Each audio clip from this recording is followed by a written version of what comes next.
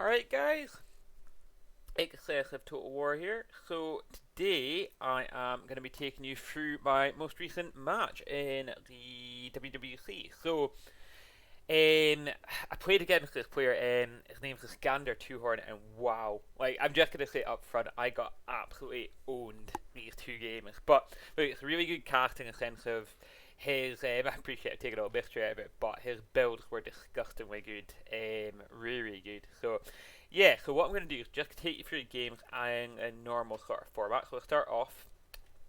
Now, he picked first. I can't remember what he banned actually.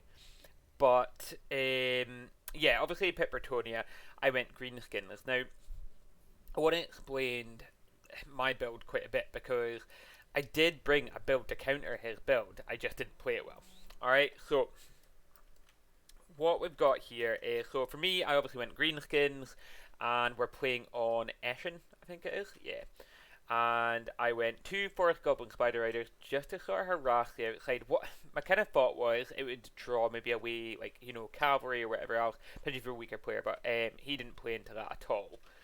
For my front line, I went 1, 2, 3, 4, 5 Goblin Spears with shields. The idea being, they'd be able. I figured he'd bring peasants. Pretty much all Bretonian players bring at least a core peasants. They're cheap, growing like 100 gold, and they just stretch out the line a bit more.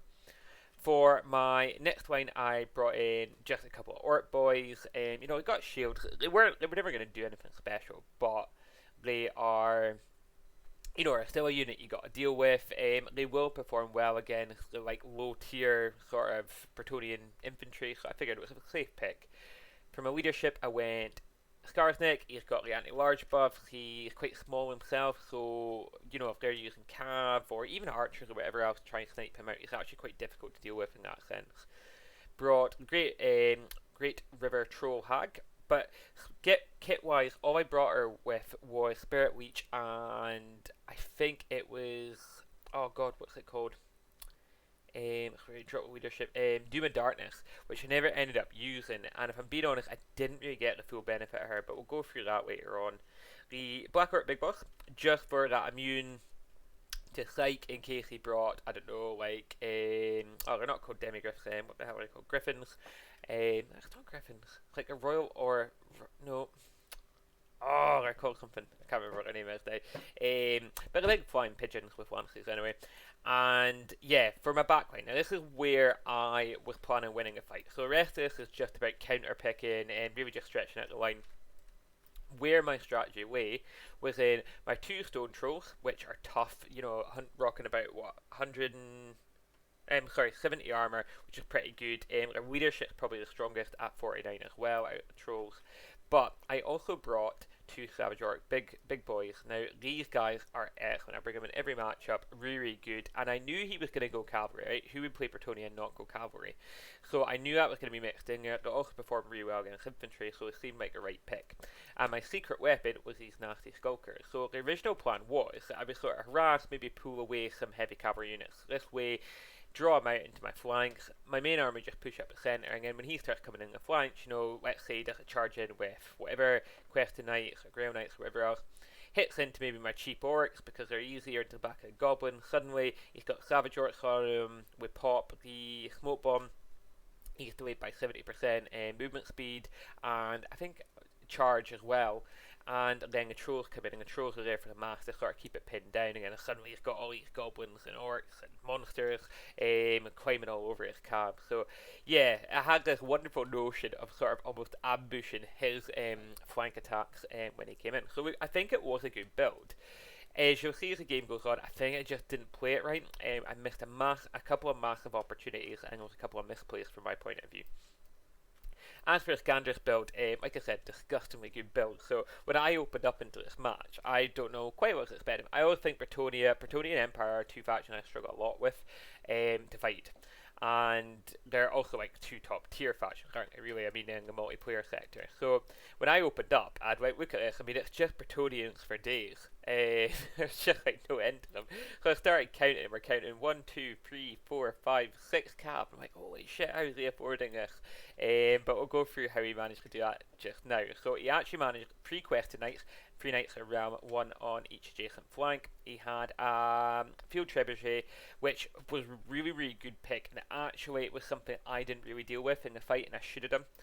He brought in 5 peasant archers, 3 of which were pox arrows, just like that slow effect, lower armor, and all those good bits. For his leadership kit, he brought 2 paladins, and he brought in the Enchantress. I think the Enchantress is always a good pick, really, really competitive. You're always seeing a multiplayer matchup. And yeah, he brought 5 peasants, so that's how he managed to like spread this line out. But I'll be honest, I was expecting 4 cav, maybe some skirmish cav on top of that. I was not expecting 6. When I saw a 6, I did kind of panic a bit. I did have a really clear answer to the anti-large, but it was still quite scary to see all that in there.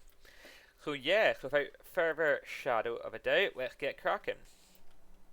Alright, so over here I start moving up straight away. Rules of the tournament dictate I attack. He's got a trebuchet, so he's got a ranged attack. I start pulling up my Forest Goblin Spider Riders. My hope was just to draw one away. I just wanted to take one of the cav away. You know, it's like a 400 gold unit versus a 900 gold unit. Draw it off into the corner, and yeah. That was the hope, but he didn't play into that at all. You see, quite good play here. Moves the peasants. I don't really want to waste ammo against him, and turns the pox arrows on him. So a bit of an unfortunate and definitely not a good trade there for me. Here I decided to get Forest Goblin Spider Riders around to try and sort of pull away these Quest Knights. I was getting a bit worried about these Paladins coming in, but I decided it was alright. That I thought it was unlikely they were going to attack. And you see here, he's preparing for a sort of frontal attack. He's got Fey Enchantress popping into Goblins. She's going to do a good job. He's got the Knights coming across to help the Fey Enchantress. But at this point, I'm still thinking, right, I've got a solution to this. Unfortunately, I get spotted at that moment. I don't know if he actually spotted that or not. Right, he or she. Again, you see here we take straight into the face these night charges. Now that's fine. That's what my goblins were there for. They are there to suck up the damage, so that my good units can do what they need to do. You see, this whole time already, this trebuchet is just firing down on these guys. Yes, the goblins took just slow this down. Yes, my goblins took a pounding here, but if you actually look, like, you know, the Knights of the Realm took a fair bit of damage, or just this one Knights of the Realm here. The Enchantress took a little bit. You know, that's almost worth that damage to the goblins. And you see here in the front line, we did really well against the Quested Knights as well. Yes, we took a lot of damage to goblins, but nothing high tier. So we're now pushing up. Excuse me. We're now pushing up, and you see this flank here still kind of in question, but I see an opportunity. I'm like, right, the Enchantress, these knights are in the woods, he's got heaps of archers, this will at least protect this portion. So I was actually quite happy to take this fight against the Enchantress, so I decided to jump in. And you see, frontline wise, I mean, by this point I've checked the army and I've realised, oh, right, it's just got peasants. Unfortunately, I didn't really check, like, sort of beyond the peasants and the knights. I kind of was busy dealing with them. So, you see, all I'm doing is I'm just getting peppered down here with this, like, unrelenting arrow fire. I end up kind of misdeploying my giant river troll hag. Again, pull her back, and see these trolls haven't even really engaged here, and I just clump like no one's business. So you see, I do this in the right flank and I do this in the left flank. The idea was to troll down our cab, and yeah, look, it works to a degree. You will see over here, we do take a hit in as well, but we do eventually sort of roll these guys down. You can see my Forest Goblin Spider Riders are just not doing it. They're not doing what I bought and paid them to do. I wasn't controlling them right. I've got them just sitting shooting. They should be around these flanks here, attacking these peasants. But really good play from Iskandar here. You can see he keeps his cab in reserve, and he did this in his second game as well. He did not commit all his forces until he was sure. So he keeps them, sort of pulls back, has a look at the situation and decides where he's going to put him. So you see here, the archers have just been peppered down by stone trolls. They're off the back. Now, at this point, here, I actually had an opportunity. So see this opening here, all these units which are moving across were here. He had no defense, and he had moved his cavalry across to each flank, and I actually could have pushed through. I could have quayed maybe that archer unit, got it into the trebuchet at the back, even compromised that one, come around the back here, and done all of that. And if I'd been able to do that, I might have actually potentially been able to turn the tide of this battle. But you can see here, I just commit to these pit fights instead. In my mind at the time, I almost had the Fey Enchantress here. The Knights of the Realm are taking a pounding. The Quested Knights, the Knights of the Realm here and the Quested Knights are all pretty battered. So I'm thinking, right, I'm in the forest, his archers aren't going to be able to do shit. I can basically just whittle him down. And that was kind of the plan. You can see here, that's what I've committed to quite clearly. I've got the buffs on the go just now. Spirit Leeches are going down the Fey Enchantress, and I get so close. Well, she gets so danger close. But just sort of last minute, she manages to pop off a heal. Managed to get disco resist in there as well. I didn't actually really pop that. And yeah, the archers just slowly whittled me down. I mean, the trees will give you a certain amount of cover, but the vein trying to escape there, that was really a disaster for me. And seeing his left flank, there slowly the paladins and the quested knights are slowly just whittling that down. At this point, I do realise there is a gap in the middle. And I start to bring up my Forest Goblin Spider Riders, but it's a bit too late. These ones get caught as well. It's kind of sloppy play from my point of view, and the Paladins have already moved out into a counter position. So again, really good battlefield control. Iskandar did a really good job at sort of covering that front line, even though there looks like there's weak points. Suddenly he had something covering it. Not that I did a very good job of exploiting them, if I'm being honest, but still, it's worth pointing out what a good job they did. Moving in here, you can see I actually win this forest fight quite well. So I've actually broken off all Knights of the Realm at this point. I think, yeah, I've broken off all the Knights of the Realm. I mean, these ones have sort of come back, but look how back there are seven models left. But he brings across his quest Knights now, and I'm sort of preparing for another big fight. In Woods, but stupidly, I can't remember who Scar's Knight was going out against, but he moves out of Wood and is now getting peppered down. We've got two Paladins coming in. And although I'm winning like this, you can see I'm hiding in here because I'm like, right, I've wasted whatever resources I had to take out these archers. I've just got to fight in this wood now. But unfortunately, Scarsnet just starts taking a pounding, as you can see there, getting absolutely dumpstered by these guys. I panic and decide, you know what, screw it, I'm going to throw, I've got my trolls, got my black orc, big boss, I've got my giant river troll hag. I put on some buffs and I'm like, right, I'm going to take down these paladins. And you see, I actually do quite a bit of damage straight off the charge there. They start tanking it down, which is really, really good. But now I'm carrying a kill box. I've got 4 units of archers firing at me. I've got 2 paladins pinning me down. His quested knights are sort of cleaning up the rest of the field. I do actually, as you can see, kind of manage to get on at least peasant bowmen, but it's not quite enough. And by this point, he's sort of screening off. I also managed to get a trebuchet, but by the time I managed to get the appropriate targets, it was kind of I'd lost all the mass from my units, so they got in there and I immediately almost broke off. And like I said, again, just the way he screened his backline on his quest knights was just excellent. You can see here we're now engaged with Fey Enchantress now in about, but Scar's next time is numbered. We got a Black Orc Big Boss, we got the River Troll Hag are starting to take a bit of a crumping now. Black Orc Big Boss is doing alright, but River Troll Hag has gotten beaten on, and she's away out the door. So yeah, you can see units are falling back. Unfortunately, you can see my misplays here. I've just now noticed I had a troll unit at the back here that hadn't pulled in. These Goblin Forest Spider Riders aren't really doing much, and if I'd gone for maybe a heavier skirmish play, like if I'd had another 2 of these, I think I could have maybe whittled down this last part of the fight. I mean, this is a bad thing, is if you look at where I've really made the mistake, I've allowed him to completely expend his ammunition on my units, which, sucks, but, well played to him, that he managed to protect him, because halfway through the battle I did sort of switch on to them as targets, I couldn't get out. Of this forest. But you can see here it was a place where most of the knights and quite a few of the orcs went to die, so a really pivotal point in the battle. And yeah, that's pretty much all she wrote for it. So yeah, like a really good game. In all fairness, I don't think my build was necessarily a problem. We'll go through that just now. I think my problem was the way I played. You saw that missed opportunity in the centre of the field. I wasn't harassing any of his range, so his range was able to do damage that it shouldn't be able to do to my units, albeit I was hiding in the forest. My misplay by Skarsnik running out, he was... I almost beat down the Fey Enchantress, and if I'd managed that, I might be able to kind of turn the tide. I still had the Paladins to get through, granted, but, my heroes were in good health.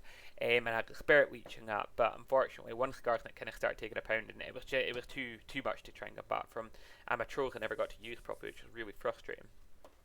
So, if we take it through, so Scarsnet, 476 damage is crap, not even paid for himself, but Scarsnet's more about weighing down the buffs. He's not, well, my mind in multiplayer is more about weighing down the buffs. He's not about like tanking or taking a damage or anything like that. So it's disappointing, but it was more the fact that he got left out in the cold and got exposed that was the issue there. The River Troll Hag was doing okay. We were dropping Spirit Leeches, but we're dropping him on a healer. It just kept healing back through it. So Fey Enchantress doing what she does best. She's such a great pick for most matchups, if I'm being honest, particularly ones where you're fighting heavy infantry. Or fight by heavy infantry, I mean infantry in large numbers. So she's good against Skaven, she's good against Greenskins, she's good against the Undead. I wouldn't necessarily use her against good factions that might really focus on that sniping, so I don't know if she'd be as good a pick against Empire, for example, because Carfran's got her and she was on a steed or something. She's gone. Black Orc Big Boss, would I pick him again? I don't know, I took him for the immune to psychology. I was conscious that I wasn't really thinking about Fey Enchantress, I was more just thinking of Cav, shock attacks and stuff like that. I wanted something that would help hold that line together. but because he was fighting out the right flank, I didn't really get the benefit of that. So I'm not sure if I would have necessarily gone for him in the future. Maybe I would have gotten rid of him, maybe got another unit of Savage Orcs, which we'll go through in a second. Goblins were front line. I think they did fine, they absorbed the damage, they did what they were meant to do, and they were quite good for sort of tar pitting those initial engagements. These orcs didn't really do much, in all fairness. I think, you get rid of him, you get rid of those two, suddenly you got two Savage Orc units. That's probably a better way to go. The Nasty Skulkers, I thought they did well. The problem was I didn't get to utilise them in the way that I'd intended. So the idea was for them to be almost like an ambush unit at the flank. When he came in, kind of boof. Now he's found himself actually in a situation where I wanted him to be in, rather than a situation he wanted to be in. But I ended up just clumping him into the front line. I never really got that full advantage of them. Savage Orcs did a really good job. These ones were the ones on the left flank, so they got destroyed because they never really got the fight they wanted. But these guys were the ones in the wood, and you can see that damage wise, for them to do 1359 point damage is so good for a single infantry unit. And my Goblin Spider Riders, I underutilized them, but I underutilized them because they didn't have the numbers I needed to do what I wanted them to do. So in hindsight, like I said, if I maybe cut these two, I probably would have gone for another couple of these guys. Just would have kept him honest. I would have been able to keep harassing that backline. It would have forced a lot of his cav to either be chasing off my cav, or his archer to be focusing on my archer, and give my front line that chance to do what orcs do best, destroy front lines. My trolls, I didn't get a benefit of my trolls at all. The reality is, trolls are really susceptible with their low armor to missile play. So that's what you'd normally do in campaign, right, or on multiplayer, is you see a troll unit coming, you just focus your missile troops down, and although they can regenerate, they take such heavy damage and such high unit damage that, they become basically ineffective, and their morale's so low that once they get kind of like that below that half point, they've got half their models left, they become quite ineffective in that sense. But I do think they were still a good pick for the match. I think it was just, in reality, they were meant to bulldoze that front line of peasants, which they did. But they weren't supported correctly, or they were meant to work in tandem with Savage Orcs. They didn't really get supported in that sense because of all the missile play. Had I been harassing the missile play in the back and they'd been able to do their jobs, I think it would have done a lot better. And for my opponent's army, so Iskandar had Fey Enchantress, did an excellent job. Like I said, I think she's a great pick for this match, so I'm not going to go into that again.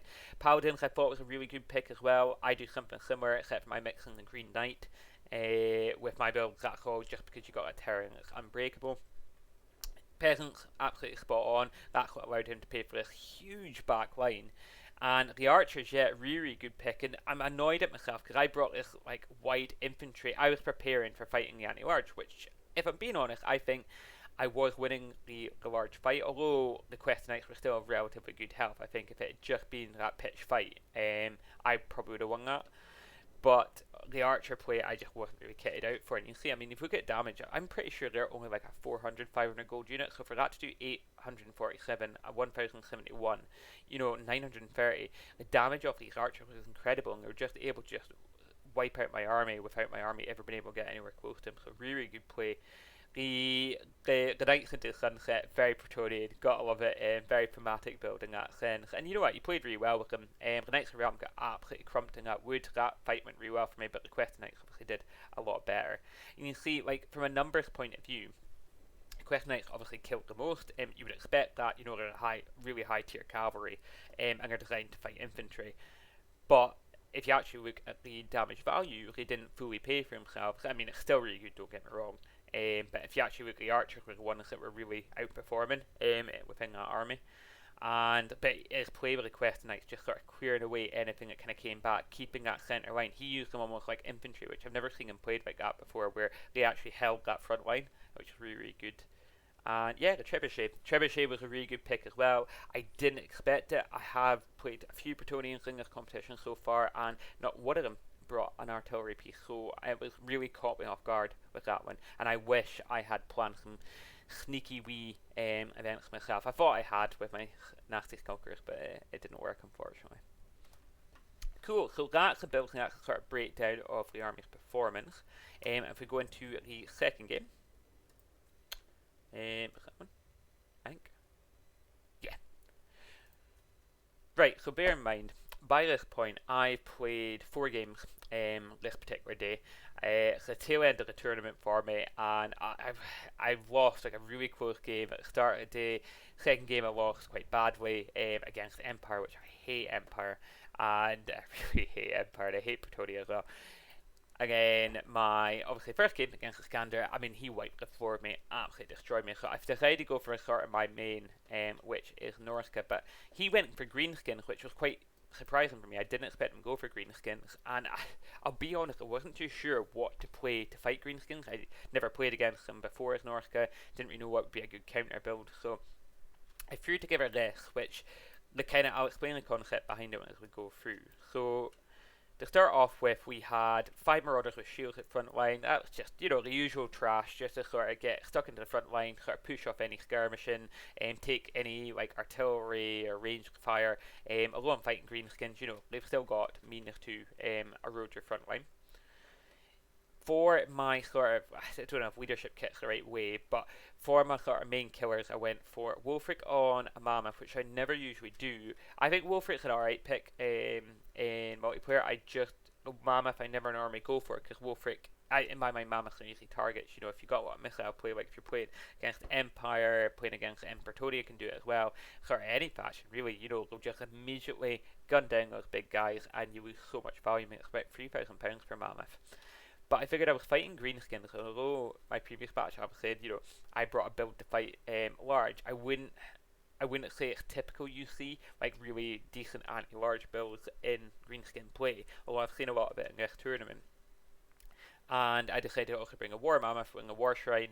You get a wee buff where the War Shrine allows you, it's basically like fight or die, and you get to add 24 plus attacks. So my kind of idea was, alright, get Wolfric into fight, find whoever he's meant to be fighting. He drops Hunter of Champions, he drops fight or die, and then we drop the War Shrine buff on top of that, and suddenly Wolfric's rocketed well over 100, nearly 100 melee attack. But didn't get to do that. My other thoughts were with going with the 2 War Mammoths is, greenskins are notoriously low leadership faction. My thoughts were get into that front line, they can crump it quite quickly, they'll cause a lot of terror routes, and this map's a really short map, see? Like the distance between the back and here, it's really not that long at all, so it's actually quite easy to force something off like that. So, which is why I brought Shaman with Death. So, Shaman with Death, I brought Spirit Leech, I brought Doom and Darkness for the leadership debuff, and I brought the Purple Son of Xerxes. I just thought if my infantry breaks away and like a Mammoth fighting a big clump of his infantry, if he goes really infantry heavy, it'll give me a sort of means to do that. Fortunately, I didn't really get to use him at all in this match, which was a bit disappointing, but to be expected, I guess. Marauder Berserkers. Marauder Berserkers were not only because I had money, but I consider they're generally a really, really good pick. I didn't really think about it though. I was fighting greenskins. Greenskins are literally like, the melee, they're all about the melee, aren't they? So maybe wasn't right going for a low armor unit against them, because their units are low armor, high DPS as well. So I maybe should have actually gone for a more armored unit like the champions or whatever else. So yeah, a bit of a miss pick there as well. Skin Wolves were just to counter if they troll play. It's really, really common to see stone trolls in greenskin armies, and you even see the occasional boar boys as well, or savage boar boys going around the flank. So I figured this would keep him honest and keep him from dominating that backfield, was kind of the hope. A couple of other horsemen, just some skirmish play. You can see here, I stuck him at the back. I wasn't really sure what I was going to do with them. In all fairness, greenskins can be quite a hard faction to counter skirmish, if I'm being honest. I think we've got one of the most annoying but most ineffective skirmish rosters in the game, so we'll go into that in a second. And yeah, so that was my build. Kind of threw it together, went for a kind of terror, fear focused idea, quick blitz, use the Mammoth to force them off, but in thinking about it, I didn't really have anything to chase the units dead when they went. I had nothing that would really fight and sustain combat, so yeah, I think the build needed a lot of work. But that's not taking anything away from Iskandar. I mean, his build was, like I've said in my chat, very disgustingly good. So, what have we got here? So, with Iskandar's army, he had 2 Forest Goblin Spider Riders, really good skirmishing, and this is what I mean, like, Norska struggles to compete with that, because if I go on 4 Marauders, unless I go on a really, really expensive Marauders, you can't counter that. So if I'd done 4 of them versus 4 of them, he wins that skirmish. If I had gone Northern Warhounds, for example, I believe because of the poison, he still would have won that skirmish. So they're a really difficult anti-skirmishing unit. There's actually little out there that can do it. I would even argue that Pistoliers would struggle against these guys because of the poison, because they can also engage in melee and get stuck in that sense. So I do think it's actually quite challenging to take Greenskins on a skirmish fight. For his main line, he went actually quite well. He didn't go like that skinny, but you'll see why. So he got 2 Savage Orc Biggins, pretty standard pick for Orcs nowadays. I should have really seen that coming. I don't know why I thought it was niche me using him. Particularly, I just used him in a previous battle against him, and he's seen their devastation. I don't know if that was a pick that he always picks or what it was, but yeah, I should have seen that coming, and that's obviously going to be a problem for my mammoths. He went 2 great River Troll Hags, one with Spirit Leech and the other one with Doom and Darkness. Obviously hoping to crump the leadership in the front line and basically spam out Spirit Leeches to injure my, my lords. Night Goblins and Fanatics. We're going to keep an eye out for in a battle because I have a funny feeling that he used the Fanatic it's like a wind spell basically, and these Fanatics come out and they throw around these maces and like kill a big swath of infantry. So I have a funny feeling he might use that because there's an infantry fight about here that breaks quite badly. It's doing well and then it's doing awful. 4 goblins with shields. I think that's pretty standard in the Greenskin roster. And then this is the killer. So 3 stone trolls for his back line, along with Grom the Paunch. Now Grom's really good. He might be a chariot unit, but he can hold his own and sustain combat, and he's actually not a bad duelist as well with his stats. 430 weapon strength doesn't seem major, melee defense of 30, but melee attack of 40 is pretty good, and speed of 84 is really good for a Greenskin Lord. So yeah, so that's a build, right? So we'll just get stuck in. So you can see he is immediately moving up. I'm just going to fast forward a little bit to get us into the fighting. So we both move up. He actually stayed back as well. Something quite unusual in all games I played. Apart from 1 hour that day, most people stay along this side, which lets factions like mine sort of dominate that fight. But this time around, that wasn't what happened. So you can see here, I'm actually screening him out quite well from the Forest Goblin Spider Riders. And although I tried to counter strike with that, it was a bit of a mistake. I should have kept pushing on them though. Here, my Marauders go in again, absolutely dumpstered by the Trolls. Wolfric goes in here and we drop Fight or Die, we drop Hunter Champions, and we're trying to take out this Troll. And you see, we actually do alright, but then something happens here and I just get somehow separated from that engagement, which wasn't great. He's now fighting Savage Orcs, Savage Orc Biggins. We're getting crumped in this side here, not a great engagement. This infantry engagement's going alright. We are fighting Night Goblins, but the Mammoth's doing a really, really good job here. I'm trying to counter a skirmish this cab, but I just don't have enough to reinforce it on. You can see he manages to push off my left flank here and then bring himself back in. I get a really good cast of, I can never remember what the ship's called, but you see that really good cast, basically taking out 2 units for free there, which is excellent. And yeah, we're now fighting a bit of a pit fight, and we've done a bit of damage, but I mean, look at his stone trolls are still like pretty much full health. My skin wolves are not doing quite enough. I was trying to pull them out because they were fighting Savage Orcs, and I didn't want to waste them on that. I wanted them more committed to their fight. You can see in the back here, we're actually still kind of like holding on, but yeah, we just, that infantry fight just goes south really fast. He actually goons out and completely shatters my sorcerer, which I'll be honest, I think I got 1 cast off, maybe 1 Spirit Leech, and that was it. Wolfric's now starting to take a pounding. He's isolated, he's away from the main flow, and this was the problem, right? So with my army, I had no staying power whatsoever. So I was in this big fight. I've invested about 5,000 gold in 2 war mammoths that are now totally isolated, surrounded by Savage Orcs, surrounded by trolls, with the mass to sort of keep them pinned in. And yeah, as you can see, we just get absolutely dumpstered. My Marauders were just running around kind of like trying to find a target, but there wasn't really a target. I maybe should have just moved them over here, to be honest. My Marauder Horseman that is, and just focused down on the Trolls. But yeah, too well, too late. Wolfric's broken at this point, and you see, I mean, how quickly did he just take apart that army? His build was just so good. It was just a perfect anti-me build. There's a lot I could have done differently in my build, but yeah, no, I thought it was a really, really good build. And again, it was that I came over and I'm like, Jesus, 3 fucking trolls. I wasn't expecting that. So yeah, really, really good. And you see, he just finished up here. But it's a lack of mass. So you can see he is just swarming now. He's got the orcs, he's got the trolls, and look at that. That is a problem. We couldn't get through that mass.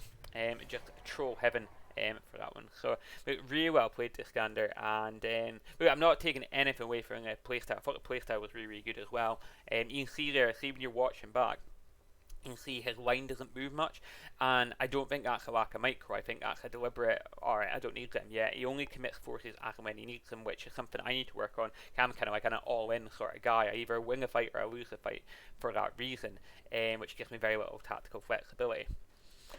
So, looking at the build, so we'll start off with mine. So, Wulfric did okay, but he didn't pay for himself. I think Wulfric on the Warhammer was a good pick for the fight. I do think that. Because although he had some anti-large, Wulfric still did a lot of damage. The problem with Wulfric was he had no backup, right? He should be saturated in amongst his own guys, whereas he wasn't even saturated in amongst the enemy. So, I would go Warhammer again. The Deathcaster, I'm not sure.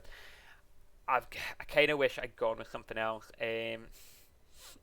What could I have used? Fire might have been alright. It's difficult because in reality, there's nothing in there I would have spent that much on. Maybe fire, and then dropping the fire. It's not the fire sword. I can't remember what the buff's called. To sort of give my units that fire damage might help against the trolls. So maybe going that way. Marauders I thought was fine. Only thing I would have done differently with them is I just would have. I mean, we did try and screen out the Forest Goblin Spider Riders with them. I knew what I was doing with them. It was just they dropped behind their line and I couldn't chase them anymore, which is a bit shit.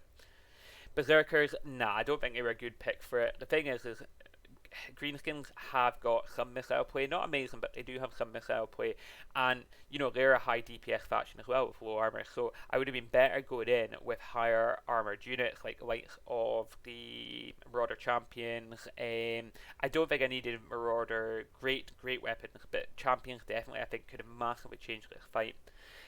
Marauder Horsemen, yeah. The Marauder Horsemen didn't really do much in that fight. That's the problem. A lot of my units actually didn't really do much. The only one that really did anything was Wulfric. The Skin Wolves, really, really poor. Didn't stand up to the trolls at all. They were just getting peppered down. They were getting Goblin, and Poison Arrow Fire. They were fighting Savage Orcs as well. They couldn't get any appropriate targets. And quite frankly, they were just outnumbered. Doesn't matter how good your anti-large is in your unit. If you're outnumbered by the other unit, you're going to lose that fight. And yeah, the War Mammoth on the War Shrine, don't think that was worth it. Really don't. It broke at half health as well, which was quite punishing. Basically at that stage it broke at half health, so I paid call it 2,000, 3,000 for that unit. I got 1,500 out of it because the other half broke off. So not a great unit, and I actually got that because I thought they were meant to improve leadership. Because I knew the orcs could come in with a lot of things that cause fear and terror, like Ragnarok spiders, whatever else. So yeah, so that was my build. We are going to come back to what I do differently in a second. As for Iskandar's build, so Grom thought it was a really, really good pick. I'm not saying he did a heap of damage, but he took very little damage himself. He's a decent combatant. I thought the dual whatchamacallit, River Troll Hag picks were quite good. I was actually quite close to taking him out, as you can see. I don't think it would have mattered. Had I taken him out, I don't think it would have ended the game, but it did give him 2 different spell bits, and it gave him that better magic regen, so it's quite good. Stone Trolls, yeah, excellent. Really, really good pick, and picking 3 as well. I could and should have done better against those trolls in reality, because that was the most dangerous units in his army, if I'm being honest. Was this kind of top tier. Goblins, I totally agree with that. Thought they did a really good job as well. I liked the fact he didn't move his formation. It forced me to not be able to I overcommitted in one area thinking that everything is done, but he still had reserves left as a result of that. Fanatics, I'm not sure if that was just a bit of extra cash or what that was. I thought they did okay. I mean, at 48 kills they did alright against Marauders, and damage was good, so yeah, they were alright unit. Savage Orcs, I always think they're an excellent pick. I mean, look at that. That's 3,000 damage, so that is Wulfric dead just for those 2 units, which when I say it that way doesn't sound like a lot, but that's Wulfric and a Mammoth dead. How's that? For 2 of them, which is really, really incredible. So I think they're amazing units, those Savage Orc beginners. Favourite unit in the game, if I'm being honest, or one of my favourite units in the game.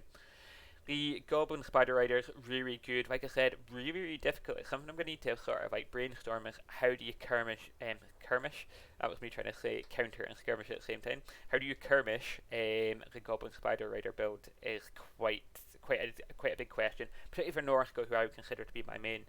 So I'll need to have a wee think about that. Yeah. So what would I change in my build?